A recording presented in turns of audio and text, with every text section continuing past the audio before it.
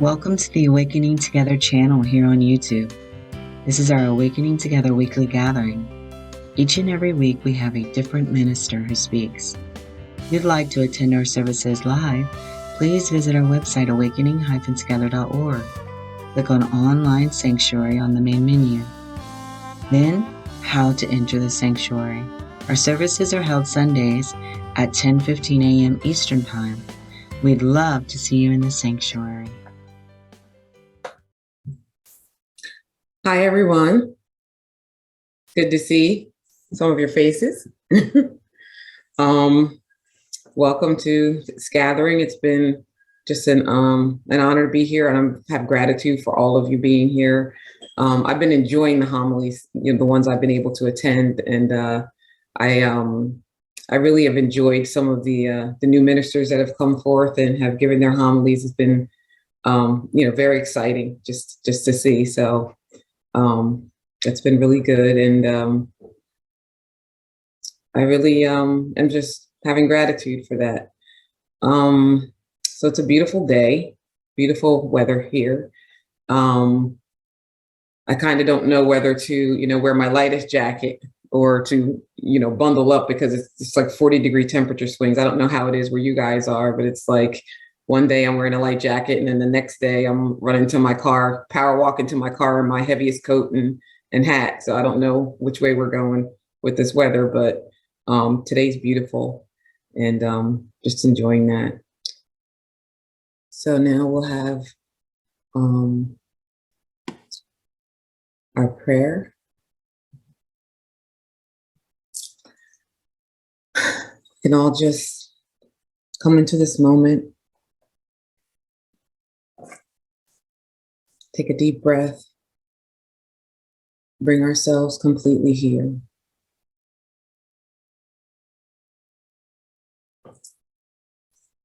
Coming into just the sweetness and the sacredness of this moment.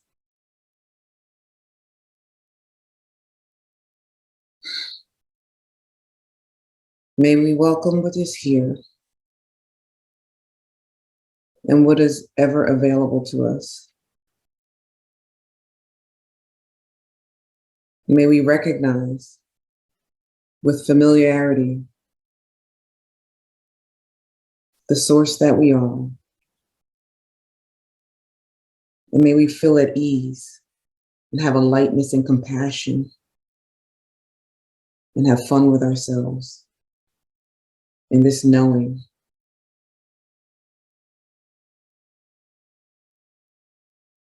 And may this recognition be solid ground for all the steps that we may take forward, though we go nowhere.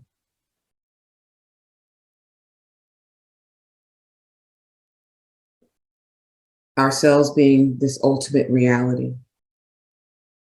May we bring this knowing into our daily lives, into our beingness,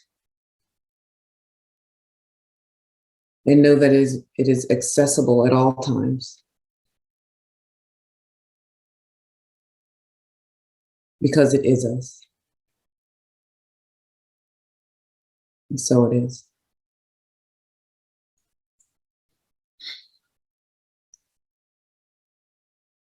So now we'll have our reading by Francine Wright. This is just to give you a little bit of intro. It's a reading from Explorations into the Eternal by Ramesh Balsekar, chapter 14, titled Where God Abides. So in this chapter, he explores the Abhangas of Saint Tukaram, which is a 17th century Hindu poet. And he moves through different lines of the poetry, just giving their meaning. I just picked certain areas. The pages are from page 162 to 164, and it's actually longer than this, but of course, that would be my whole homily if we read that. And don't want to put that on poor Francine. So just picked a few areas that I felt were really meaningful for me. There's some terms that I was reminded of that he mentions, like, I don't even know if I'm saying this right, Jnani, Jnani, which means the knower. Bhakti is devotion, and Brahman is consciousness or the absolute. And he often uses the word pseudo subject, which is just separate entity, little me, that claims to be the I, or interchangeable with the ego. So thank you, Francine. You can, if you would. Again, it's very nice to see everyone here. I'm just happy to be here. Explorations into the eternal. On him we shall rest our cares and fears, for he is the ocean of bliss and cheer. What Tukaram is saying in these lines is not that we should retain our cares and fears and continue to think about what we want and keep worrying and fearing that we may not get it. And then appeal to God to grant our wishes because he is the only one powerful enough to do so. This would in effect mean the same thing as appealing to God to take our side in our war against others. What the saint means is that we should abandon conceptual thought and forget our anxiety altogether. On him we shall rest our cares and fears, and surrender ourselves to him in the faith that he knows best. Our individual view would necessarily be a narrow and limited one, which may not in the long run be in our own interests. Much as a parent would love to indulge a child, he would not give a bottle of poison to the child to play with, in spite of the fuss that the child might make. An excellent illustration of the limited view of the split mind of an individual and the whole mind of the jnani could perhaps be found in the fact that at a certain level of magnification, the individual cells of an organism would appear to be engaged in a fierce and ruthless battle for individual survival. But if the organism were to be observed as a whole through a different level of magnification, it would be clearly noticed that what appears as conflict at the lower level was indeed harmony at the higher level. The sculpted figure of the dancing Shiva, with its four arms and their gestures, so dynamic and yet so superbly balanced, very beautifully expressed the rhythm and unity of life, personifying as it does the continuous and ceaseless flow of energy passing through infinitely different patterns, merging into the totality of the phenomenal activity of the Brahman through the ceaseless changing myriad manifestations in the phenomenal world. Conflict and its inseparable other side, anxiety, are inherent in the very nature of the intellect, which distinguishes man from the animal.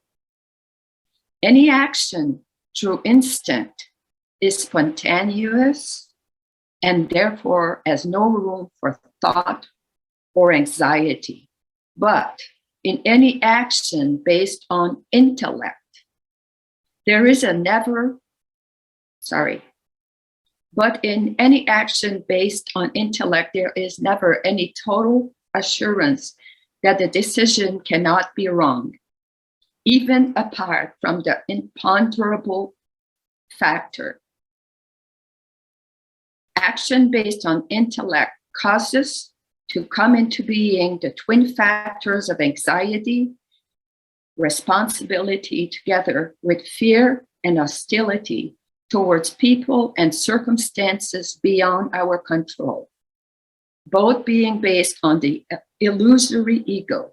In other words, conflict and anxiety, our cares and fears, are inseparably bound with the concept of the me.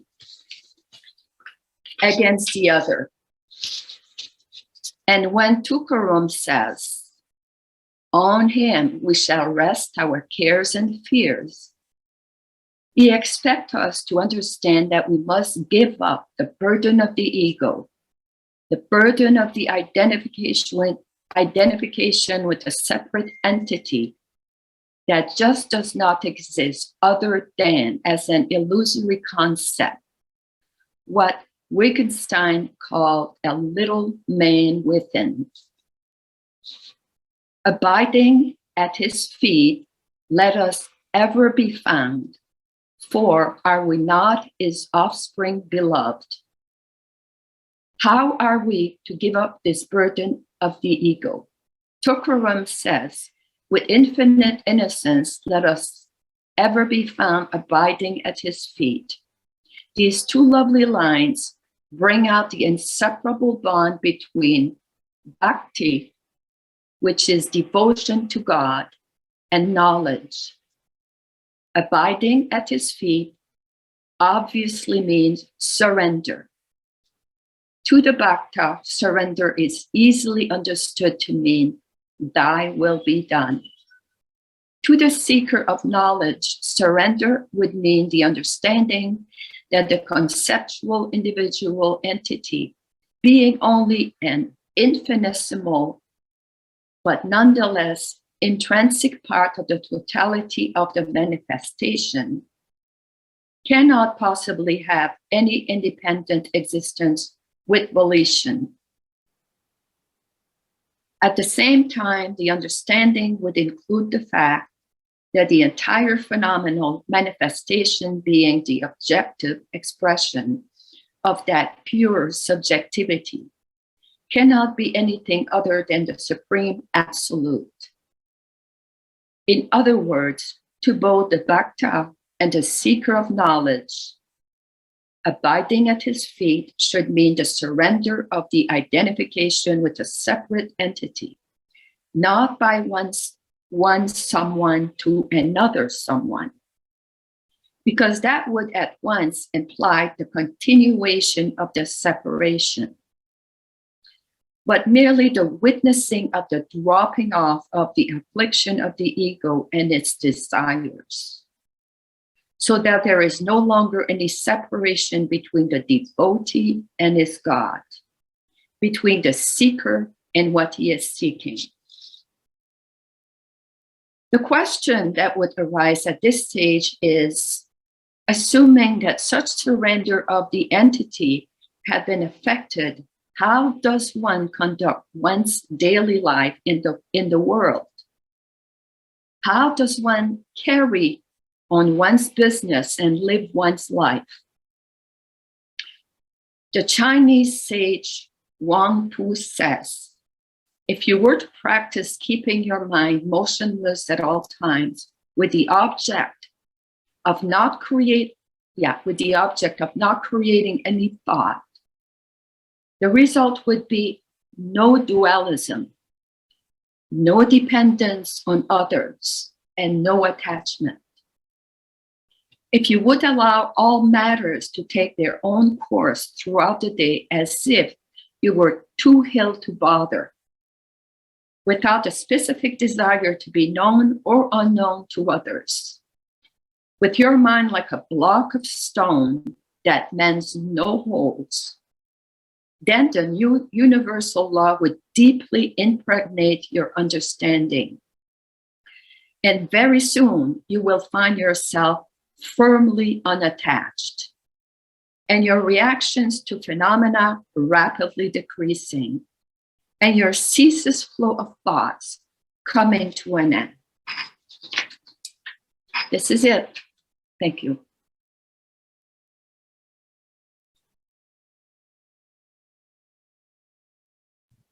Thank you, Francine. That was beautiful. Thank you. The title of my homily is Abiding as a Way of Life. And this is really about exploring how living this moment looks as we abide as the self, looking at surrender from the perspective of being rather than doing. So the first verse is, "On him shall we rest our fears, for he is the ocean of bliss and cheer." As Ramesh talks about this line, and there is an exploration of what surrender really is. How do I pray about something and yet continue to incessantly think about it, figure it out, regurgitate it over and over? There is still a me that never rests and continues to look for some type of release. The release that comes from this mental exploration is usually temporary. What I have also noticed is that there is, within this search, the insistence on an illusory cause to this unwanted effect. The endless rabbit hole of the why and the how come and the search for the beginning of it all. As I embrace that I am simultaneously appearing as what would seem to be the effect, I can let go of the someone without whom the problem could not exist. Otherwise, the line of questioning goes, am I good enough to get what I'm asking for? Am I doing enough to get it? And the famous question, what is the lesson here? I think we love to ask this question when it comes to karmic patterns. What's the lesson here?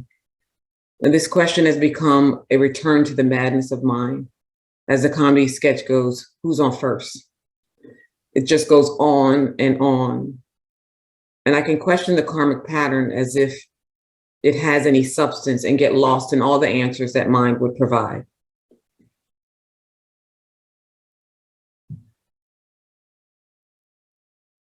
His analogy of zooming in on an organism at its cellular structure is a good one. How up close it could look like chaos, survival of the fittest, and even at times like destruction. But from the view, which we cannot see, there is a harmony and a balance. So not knowing this, I get caught up in the minutia, in the inner workings of this divine unfolding, with the convicted sentiment that there has been a mistake, that this cannot be right.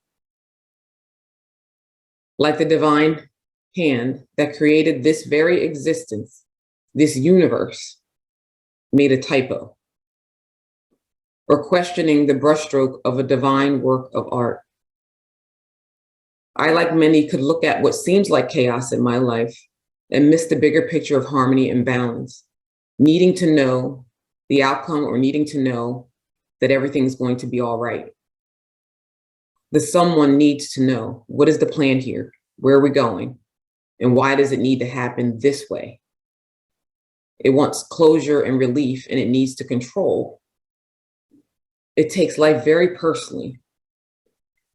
Now, one would think, of course, I'm taking this personally. This is my life, though even this is questionable. Can I accept what is without question? Can I accept how my heart receives it and what it brings up in me? Can I survive the purification that occurs through this happening as a result of this acceptance of what is? Who will I be on the other side of this fire, which would seem to consume everything? What will I be on the other side of this? Will I walk through it willingly, knowing nothing real can be lost? And can I accept that I know nothing except the fear that has programmed me to survive rather than to let me be lived? He says that this surrender is not an abject surrender of our freedom, but the elevating surrender of our pseudo-subjectivity as an entity which leads to the real freedom from cares and fears. The illusory ego or individual is required for the dream or the nightmare to continue. Our pseudo-subjectivity, or in other words, our mistaken identification as a someone, is the beginning of our suffering or our quote unquote original sin. Only a someone could have the problems, the issues, the pain, the dilemmas, and the fear that we think belongs to us. There is no one here. Only a collection of memories and ideas that I have conceptualized into a me. And it is only that me, an illusory concept, that is threatened. I have nothing to do with that. And that realization in itself is mind-blowing. That I, as sentience, could have objectivized myself into this me and without question become what I never was and never could be. And when my objectivized reality threatens to annihilate me, I quake in fear. The imaginary someone running from an imaginary scene. He says that conflict and anxiety are inseparably bound with the concept of me against the other. And this actually makes sense because conflict is infused with the fear of the other being a person, place, or an event. It is the con to all the pros that this illusory self would imagine or come up with. Conflict suggests an other possibility when there is only one possibility. He differentiates between instinct and the intellect. Intellect is spontaneous, unblemished by thought or anxiety, instinct is spontaneous, unblemished by thought or anxiety, while intellect always leaves room for doubt. While discriminating and distinguishing in nature, intellect would seem to operate only on the apparent known. Instinct, on the other hand, would seem to involve action that is executed through the apparent someone. I probably, like all of you, have had the experience of instinct kicking in and then almost coming to afterwards and wondering what took over. I had the experience of being in a major accident some years ago on I-676, a major highway in Philadelphia, just days before starting my residency program. And this was a very busy time of day and traffic was moving pretty quickly. But for reasons unknown, it just came to a sudden halt. It was like instant. And everyone was going at least 60 miles per hour.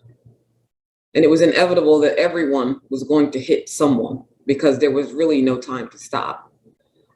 I was in the left lane, and because the traffic was so full, I was boxed in. You couldn't switch lanes, you couldn't do anything but slam on the brakes. And so this is what everyone attempted to do, except for the woman behind me who was distracted and still going her full 60 miles per hour, 60 plus miles per hour. And instead of freaking out, mind turned my hands as far to the right as possible so that my wheel was turned all the way right, let up off of the gas. So I scooted forward so my car was in a cat-a-corner position at an angle. Since I was boxed in traffic and could not change lanes. And what this did was spin my car out of the line of fire when the hit came, so that I experienced none of the impact.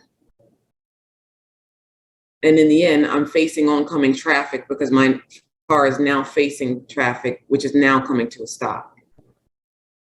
Mine had made a physics move that I could not have thought about.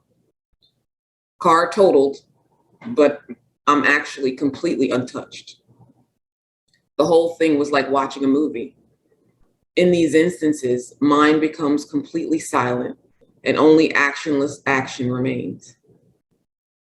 And I can see that a me could not have executed such an action because it would need to weigh the pros and cons and distinguish between self and other, all the things that make spontaneous action impossible. It is almost as if stillness and movement become one. And then there is just the witnessing of what is taking place. There's truly the felt sense that there is not a someone at the wheel, that the conceptualized me has disappeared momentarily, and that what is always here is seen clearly to be what it is, all that is. And the only difference is that in daily life, all that is constantly overshadowed by an imposter, the conceptual me, the shadow of a hand that thinks it is the hand. My intellect can take me only but so far in understanding all of this. It can take me to the point of understanding that the me is not real. And if that understanding becomes complete or clearer and clearer, which is what usually happens, Here is where turning away from thoughts, fears, and knowledge and the me becomes natural. Here is where I free fall into the stillness. Here is where witnessing begins. The understanding seems to carry with it a natural inclination towards acknowledging what is real without judging that which does not have an independent reality. And yet, trying or not trying to identify as a separate entity only enforces this identification. I can only witness, see, and notice what is happening through willingness, the only effort required. And there can be an organic falling away that is non-volitional, just natural. No someone to do anything, no becoming, not even a letting go of. And yes, sometimes the willingness may not even be there, and that will be just what happened. We can't help but be however we be. Anything else is effort. If all there is happening, then there is no execution of this happening by a someone. The next verse goes, abiding at his feet, let us forever be found, for are we not his offspring, beloved? He talks about bhakti, devotion to God, and knowledge. To the bhakti, surrender would mean thy will be done. To the seeker of knowledge, surrender would mean that the individual entity cannot have an independent existence. The bond is inseparable between the two. There is no separate entity in this devotion to God. Therefore, there cannot be two. There is no devotee and his God. It is through this path of devotion that this realization is had. As also, there is no separation between the seeker and what he is seeking. Through the path of knowledge, there is the realization that the seeker is the sought. So for both, abiding at his feet means surrender of identification with a separate entity. For me, I've been drawn to the path of knowledge. It seems that the more I learn, the learner is disappearing. Also, what is learned seems to be of less import, as it is only pointing to truth. The paranoia of missing out on learning something is disappearing. The belief that I can be separate to what I'm seeking is slowly fading. I'm becoming more acquainted with the separate entity. And what I've found is that it is not personal. It is not my separate entity. It just seems to be this incessant thought stream. And I become a someone when I'm magnetized to a particular thought or feeling based on belief. Trying to make the someone or the separate entity okay with what is, no matter the practice or the technique, only a temporary fix. It will never be okay, appeased, quieted, satiated. It will never feel safe or satisfied. It must be annihilated and its dream and problems and conflicts along with it. As its existence is conceptual, so is its annihilation. There is no actual getting rid of, just the understanding that it does not exist. While this has felt like a big leap for me, it is becoming clearer that it is insane to look at a problem from the problem, when it is clearly the byproduct of this identification. The thoughts and feelings that arise as a result of this identification with this separate entity are not to be ignored, however, but clarified. It is like looking at a mathematical or scientific law and applying it over and over. Identification as a separate self equals suffering. If I am suffering, I must be identified. If I identify, I will suffer. It seems to oversimplify the issue, but when applied absolutely and with conviction, it feels like a shortcut past all the karmic drama that I've given so much power. The helplessness that I feel when in a karmic pattern is because I believe that I, as a separate being, can or need do anything. The karmic pattern seems to be perpetuated by, and even perhaps born from, this identification. Previously, I had been in too much pain to see. The application of practices have been so helpful, but the karmic pattern just eventually seems to upgrade itself to karmic pattern 2.0. And until I cut at the root of the problem, which is the identification as a separate entity, and question the existence of this one who has the problem, it just seems to shapeshift until I'm ready to release this identification. The seeing of this is also a part of the unfolding of the totality of manifestation, which all phenomena, I can't even speak today. The seeing of this is also a part of the unfolding of the totality of manifestation, of which all phenomena is a part. The self unfolding itself, immanent in every phenomenal thing which occurs within it. My obsession and determination with this seeing is also a part of what is, because it is. Wang Po, which Francine read, gives a great description of what living as the self might look like. And I just wanted to read it again. He says, if you would allow all matters to take their own course throughout the day, as if you were too ill to bother, without the specific desire to be known or unknown to others, with your mind like a block of stone that mends no holes, then the universal law would deeply impregnate your understanding. And very soon you will find yourself firmly unattached and your reactions to phenomena rapidly decreasing and your ceaseless flow of thoughts coming to an end. Now, this reminds me of a moment of wisdom that I experienced from my barber, Jeff. He gave me permission to share this story. So I live in South Jersey and I go to Philly to get my hair cut. And I've known my barber for like 25 plus years. I had come in one day, just run down by my mind and personal circumstances. And he could see that I was really down. So I shared what I was going through with him, something that I normally wouldn't do. But he asked, and I was so burdened, I could feel myself getting emotional. And I never, ever shared with him on this level before. Now, Jeff is very down to earth and comes from a completely different walk of life than I do. You know, I get my haircut in the hood, if you will. And he's just so hilarious. And I'm typically entertained by everyone there and consider everyone family. And they also consider me family. So he says to me in all seriousness, taking his time to unfold this wisdom, like I may not be able to follow where he's about to go. And I'm listening intently.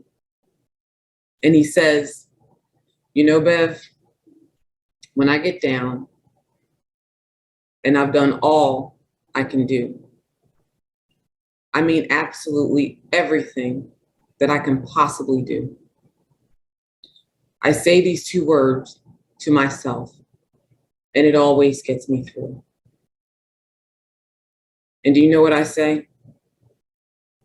After a long pause, he's drawing me in. He says, fuck it. And I'm like laughing so hard I could barely breathe. But I feel this relief and this release that I could not explain. I mean, not to make light of it, it was really, truly wisdom. I mean, he's no Wang Po. But do you know how many people have awakened saying, fuck it? Quite a few. There's definitely surrender in those two words. It's like saying, I can't. And the truth is, you can't. And again, this is not abject surrender, but the elevating surrender of the me. There is an authenticity about it. The self is authentic. It is not trying to be, get, or do anything. It can only be what it is in any moment. and how many of us are authentically where we are without dispute or resistance. I am often so busy trying to straighten out, trying to make it work, make it fit, trying to be better, do better, awaken, not mess up. And I'm like, just stop it and get on with life. Not my life, but life. Now, shutting out the phenomenal world would lead to further separation because noumenality is transcendent to and immanent in the phenomenality, meaning that the phenomenal world, what we see and experience, holds within it all of the potentiality and totality of the self.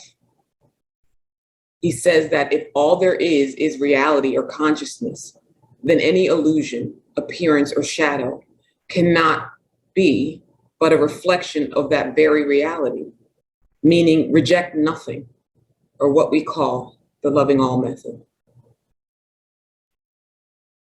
I have seen how I have judged what is in an effort to abide as the self, and thereby rejecting how the self has shown up. We can accept what is without being in agreement with it. As I look at what I am sure of, my values are slowly crumbling. What I was sure was true, better, good, preferred, or desired, and what I was sure was false, worse, bad, rejectable, or undesirable are starting to become blurred. What has been an absolute deal breaker for me has become laughable. What I could not tolerate for reasons made up by the me are more tolerable. Even some of the small petty things that used to drive me crazy are again laughable when I abide as the self. Again, the separate entity, when entertained, can resurrect at any time. And I ask myself, what in my life resurrects the separate entity? Is it fear, pride, anger, unworthiness, unfairness, competition, guilt, defenses, failure? And can I not suppress the thoughts and desires that arise from all of this, knowing that I cannot fail, giving myself permission to feel it all, knowing that allowing everything to be as it is success. I can never fall short unless I am judging what has happened. Can I watch the mechanism of the separate entity at work and let nature take its course? Distractions and desires are those things that we feel we must lay aside to be whole. They take care of themselves when we stop demanding that they must not be there. Abstinence and indulgence, having no substance, become meaningless. The nature of the self does not need assistance, being what it is. Our nature is as sure as a law of gravity. Even more so, it is absolute. If I throw something up in the air, I don't question whether it's going to come back down. But this is how I'm questioning, awakening, wondering how letting it be actually allows it to be. So all of this is just an exploration of what living the self could be like. Perhaps we can learn to take ourselves less seriously as we learn to be lived. And this ends my homily. So I want to share a song. This song is called I Feel It All by Feist. She's a bit quirky, but there's sort of an innocence about her music. And this song for me embodies how when we let ourselves be lived, even heartbreak has no power, as it is all the self. And through this heartbreak, there is this epiphany, it seems, that she's having about the balance of life. There's even this sense of playfulness that it's all a game, illusion, as you listen to her. So I'm going to share this with you.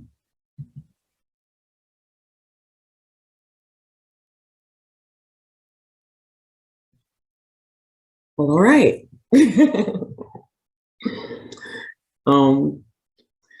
Thank you guys. Thank you all for being here and and being present and holding energy. And I would want to give a special thanks to Francine, who read for me. I appreciate it so much. And just want to open up and see if anybody has anything they'd like to share. Jacqueline, I think I see your hand. Yeah. Good morning. Thank you for that. It was a lovely, lovely talk, and thank you, Francine, for reading. It's nice to see you, Francine. I just wanted to. I took notes, and they're just what you said was just so cool. You talked about. Listen, I love that physics move, right? And when you were in the accident, that was amazing. You talked about the mind becoming completely silent and the free fall into stillness, and that's just, it's poetic, but it's gosh, I can't think of the word. Awesome is the only thing that comes to mind. I really appreciate that that free fall into stillness. I loved a couple of other things I loved it all, but a couple of other things that stood out for me was that willingness is the only effort required. I thought that was just profound. You talked about, you were quoting, well, you know who you were quoting. I don't, because I didn't write it down. But whoever, Ramesh, talked about letting matters take their own course throughout the day as if you were too ill to bother. I thought, wow, what an interesting exercise, right? It's just, and we all know what that feels like, right? So just that to let go at that level was just really, really cool. And then I also loved, you said, something about allowing everything to be as it is success, and judging what happens is failure. And again, I just thought all of that, your entire talk was very inspiring, very profound. And thank you for sharing that with us. That contemplation was so very deep that there's something inside of me that just wants to be able to read it. And so the request is that you might post it with this particular recording, if you're willing. Yeah, that would be good. Yeah. Yes. Okay, again, just thank you, everyone. Just a reminder that Waking Together thrives off of our donations. Thanks, everyone, for being here. Appreciate it.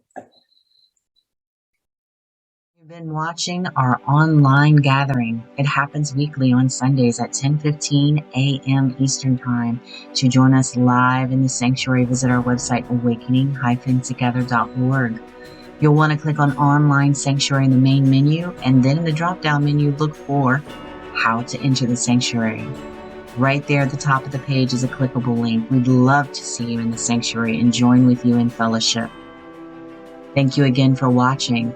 Also, please know that if you'd like to stay connected via the Awakening Together channel here on YouTube, you can subscribe and hit the bell for more notifications. We hope to see you in the sanctuary.